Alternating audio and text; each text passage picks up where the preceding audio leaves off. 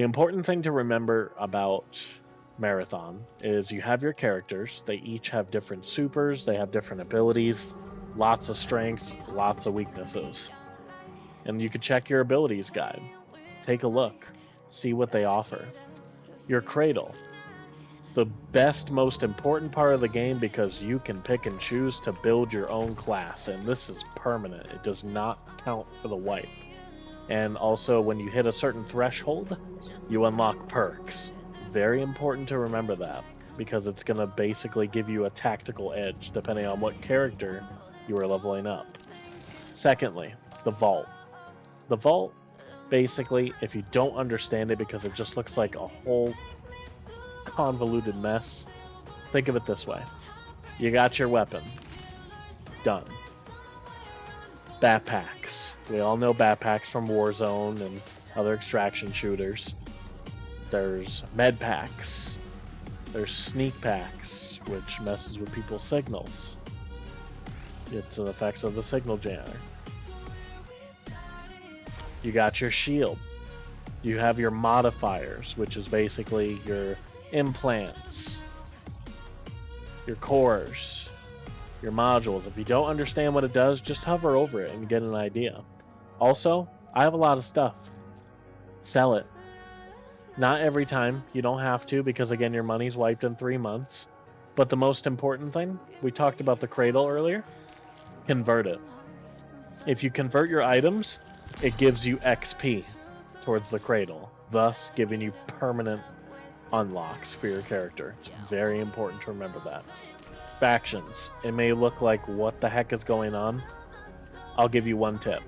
Level up Cyber Acme for a while, at least to level 10, because basically they give you a lot of stuff to go towards your character that's permanent until the wipe. But it gives you a lot of stuff. Credit value, so you get more money. Wallet value, so you can hold more. More vault size. Backpacks. Every faction serves a purpose. For example, there are some factions that are great for PvP. Some are great for looting. Some are great for other things. But get Cyber Acme up first. You want to build upon what you need to give yourself an early edge. And it's important to remember that. The Armory, think of it as your marketplace. You can buy things with money, with credits. You can also exchange things. As you can see here, it says you need Dermachem packs to trade. It's very important. Also, if you notice these, what are kits, Aftermath? Yeah, good question. Kits are basically, I don't want to burn through my vault because I'm saving maybe all my good stuff for a really good map. For example, let's just say I really wanted to go to Outpost. Now, Outpost is basically Marathon's raid. In the center complex that's on the second floor, you need specific key cards. You need a lot of stuff to get in there. It's a little bit of work. It's not hard, but if you take out the teams on this map, you will ultimately be able to do what's equivalent to a mini Destiny raid and walk out with a crap ton of loot. Dire Marsh, pretty spooky place, not gonna lie to you, especially at night. Not at night, you have these little creatures. Not little, they're not little at all. They're actually terrifying, I take it back. But you have these creatures that kind of roam around the map. They kill you almost immediately without you even knowing what's going on. Great loot. Fantastic loot. And that's what we're going to get into next, is taking a look at picking your own route on these maps. There's not a right or wrong way to play this game. It's just about how do you choose to play this game. Obviously, we went over the codex. Actually, I didn't go over this part with you. So the codex is basically redeeming achievements that you made in the game. You can get lore, you can get skins, you can get emblems, and thus it makes souping up your character a lot more easier because you're unlocking the stuff. Rewards pass, that's your season pass. Your armory, marketplace, we went over that. Your vault, pretty self-explanatory. Pick your character, soup up your own loadout. If you don't know what it is, read. Take a look at where it goes, what it does. And if not, if you just are somebody that's like, hey, I don't care what's given to me, put me in the action, go ahead and go to the armory, grab yourself a loadout, put that bad boy in, which of course you can go to the vault to make sure that you have everything you need. which obviously it went in there. It gave us the bare minimum. It's got our shields, got our health.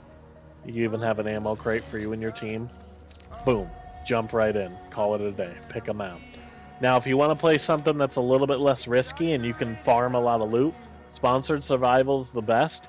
Still pretty dangerous, I'm not going to lie to you, and rooks most definitely can still come after you, which is the last thing we're going to cover today. Every character has pros and cons, strengths and weaknesses. They're all fantastic, but this guy is an absolute menace. Now, he's pretty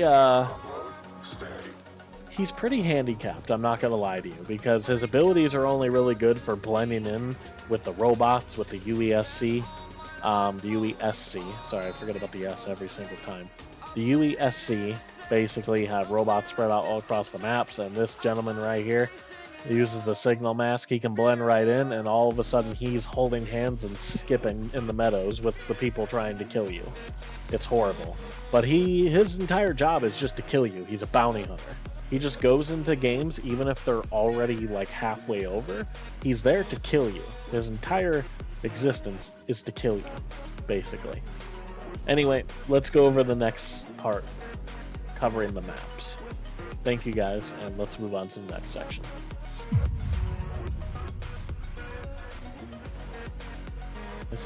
First thing we're going to cover is the Dire Marsh. Now, I marked some really interesting stuff here for you. I basically marked all the points here, so go ahead and take a look, pause the video, look at all these points. I marked the best loot spots for you. Now, there's a ton of stuff on this map, but there's no right or wrong way to play these maps. Now, if you want to do some of the secret Easter eggs and some of the mini raids, that's totally fine. Every map has like their own boss. You got the wardens, you got plenty of stuff that you can do. But basically, create your own path. Hit up maintenance in the canal. Go around quarantine. Hit it up a little bit. I guarantee you, for some of these maps, like for example, if you go onto Outpost is, for example, this map. If you want to take a look, take a screenshot, pause, whatever you want to do.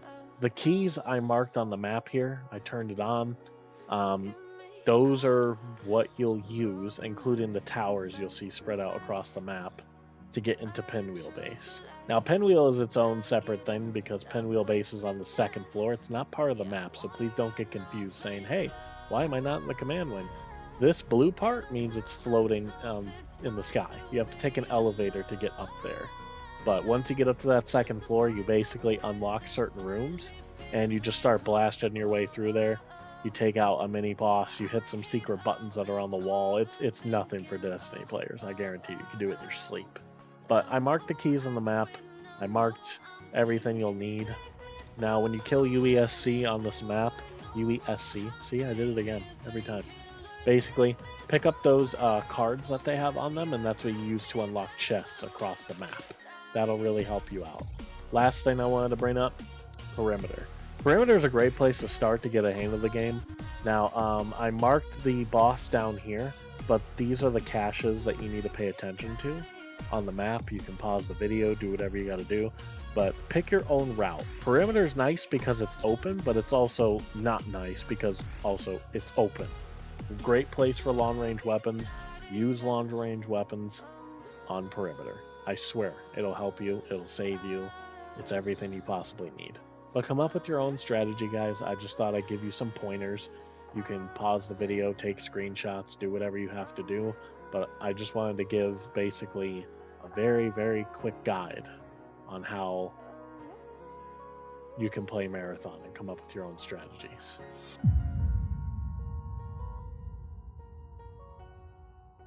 Now, I wish I had some magical way to tell you on how to kill people and to kill teams and always win, but there is no real strategy to that.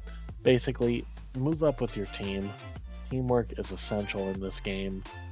If you ever play Destiny or any shooter, you know that teamwork makes the dream work. It's not COD, you can't be a hero. Sometimes you can be, but go ahead and explore with your team. Know when to pull out of a fight. Get the best loot and feel confident on moving in. And also, take advantage of an unfortunate situation. If you hear two teams fighting for their life, or if the bots are overwhelming another team, absolutely move in and overwhelm them. take advantage of any unfortunate situation that can get you more loot and get your team out with as much as possible to make your next run so much easier. But go ahead and practice with your character, move around the map, try to understand what maps are good for what strategies and what maps are not good for some other strategies. Pick and choose your fights, be careful, and just have fun. That's what it's all about. I appreciate your guys' time, and I hope this was useful, and I'll see you runners out in the field somewhere, hopefully. Thank you guys. Like, comment, subscribe, and support.